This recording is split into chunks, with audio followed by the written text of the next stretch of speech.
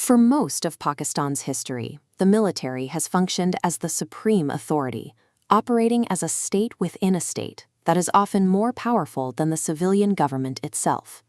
This power was protected by a strict red line. Historically, any public criticism of high-ranking generals was met with immediate, legal, or physical retribution. That taboo was recently broken when Maulana Fazlur Rahman, a veteran politician with a massive following, released a viral video demanding the army remove their uniforms and test their popularity in open elections. This moment is unprecedented because it vocalized a level of defiance that used to be a death sentence, signaling that the fear that once kept the public silent has reached a breaking point. Rahman went even further, directly accusing the military of abandoning its own dead soldiers during the 1999 Kargil War with India and refusing to reclaim their bodies for burial. These are not light accusations. By bringing up the military's treatment of its martyrs, politicians like Rahman are openly acknowledging they are risking assassination to put this history on the record. It raises a difficult question for the nation's future. What happens to the stability of a country when the foundational myth of its military's honor is stripped away by its own leaders? This defiance is no longer limited to one man. Even the family of jailed former Prime Minister Imran Khan has joined the fray, raising public questions about the military's secret geopolitical agendas. Specifically, Khan's sister has pointed to a theory that the military brass was quietly preparing to sign the Abraham Accords, a move that would mean Pakistan accepting Israel as a state without a public mandate. The military has scrambled to contain these claims, issuing cybercrime summons to silence political voices and regain control of the narrative.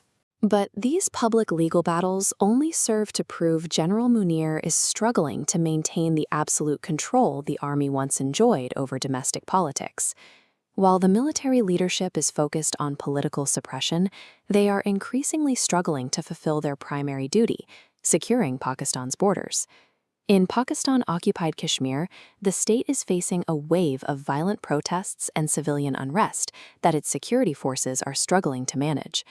The scale of this failure is most visible in the Balochistan province, covering nearly half of Pakistan's landmass.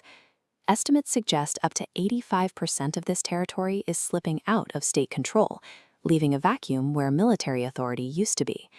The inability to secure its own land is dismantling the long-held image of the Pakistan Army as the country's ultimate shield. In the middle of this crisis, the military recently announced a sudden 25% salary hike for all personnel. Massive, across-the-board raises like this are rare. They are usually seen right before major conflicts, suggesting the top brass is using financial incentives to ensure troop loyalty as institutional prestige declines. To fund these internal costs, the army is negotiating a plan to deploy its soldiers to Saudi Arabia and Kuwait. This isn't just a defense pact, it's a financial transaction where the army effectively acts as a mercenary force to protect Gulf monarchies in exchange for much-needed cash. The institution that once defined itself as the sovereign defender of Pakistan is now operating like a distressed asset, selling manpower for foreign bailouts.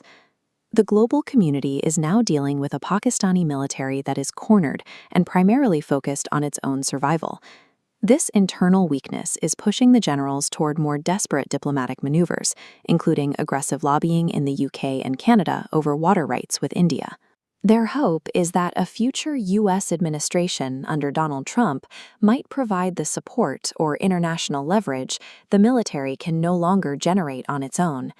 However, Donald Trump is deeply unpopular with the Pakistani public.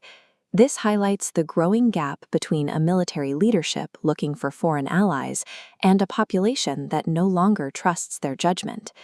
For decades, the military argued that Pakistan's greatest threats were external, but the current crisis suggests the biggest challenge is actually the erosion of trust at home.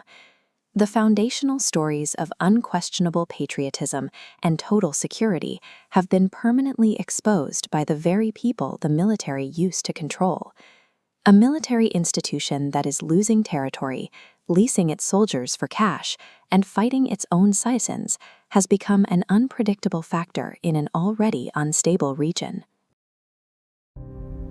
If you value clarity over chaos, explore more on Clear Lens X.